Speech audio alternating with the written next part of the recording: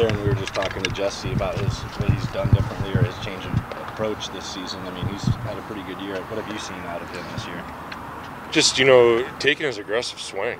He's been really aggressive in hitters counts and just done a great job with 2 strikes of battling and shifting the field and, not trying to pull the baseball with 2 strikes and still hitting for power. And I mean, he's one of the more pure hitters I've seen come through here. And I think he's developed a lot of confidence, and his experience has, helped him, get to where he is, and a lot of hard work. So he's just, he's always been there, and he's just starting to put it together. What do you tell a guy like him when maybe the draft becomes a factor next month?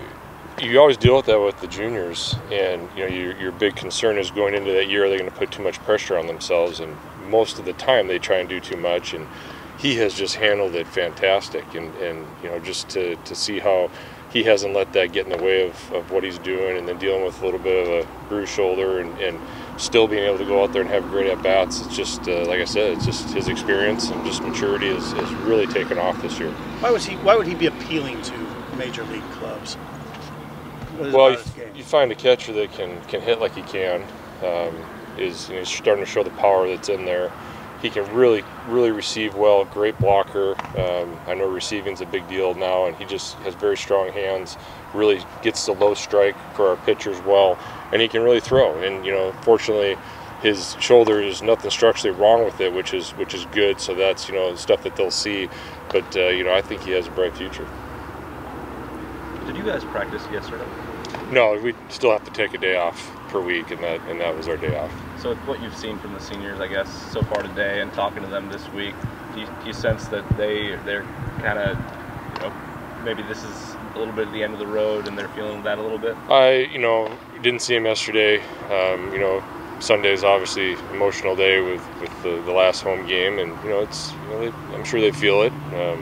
Everybody has a little bit different emotions towards it, but it's one of those things where you try and tell them early on in their careers it goes fast, and to enjoy every minute of it. And it seems like a lot of them have, and I'll continue to talk to them this week and see where they're all at.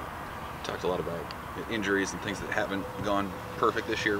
What would you say have been some of the positives this year, and positives maybe building toward next year too? Well, we got a few guys some experience that probably wouldn't have got in there as much. I think a lot can be learned by dealing with failure and having to fight through adversity. That builds a lot of character. Offensively, I think we did a nice job of improving our production, and not just by necessarily hitting home runs or batting average, but we've increased our on base percentage. I think we've done a great job of creating offense through extra bases and different things like that. So on that front, I think that was a positive. Can you kind of look at the roster could be next year with all the pitchers you have coming back and think, this could be a little bit of a different animal? Well, again, like I've said many times, it would have been great to see where this would have been with, the arms that we didn't have, but that's just not the way it works. But, you have to, this game's built on pitching and defense, and you have to have that to do anything for a consistent period of time. And defensively, I was disappointed with how, the middle of the season went. I do think that the last month we've played better defensively to a level that's can win ball games. We've done a better job of limiting the free passes for the most part on the mound recently. So those are things that we're looking towards the future with. What challenges do Illinois present?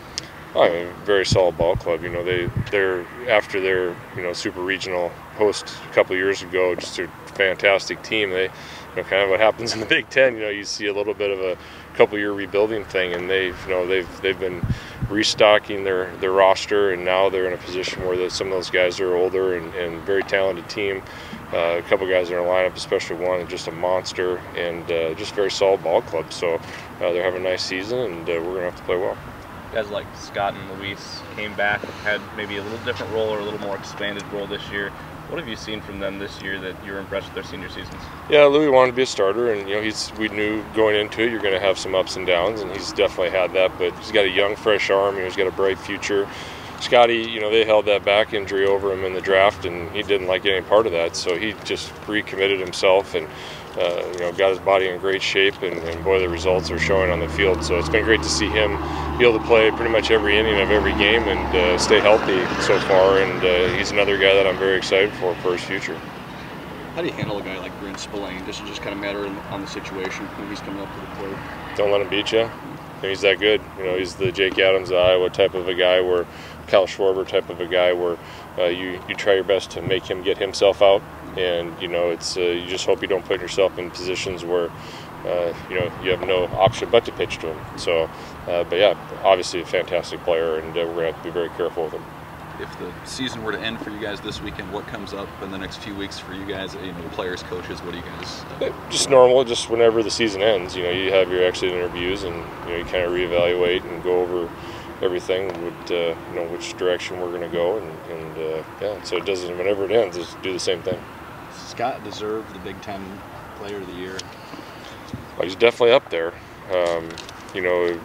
Can I sit here and say that he's the best player? I think he is, but there's a couple of really good players, so it's definitely going to be a tough one. But I think that him and the guy from Illinois probably are at the top of the list, and we'll see how it plays out. Hopefully, he has a huge weekend. Scott does, and leaves a good mark.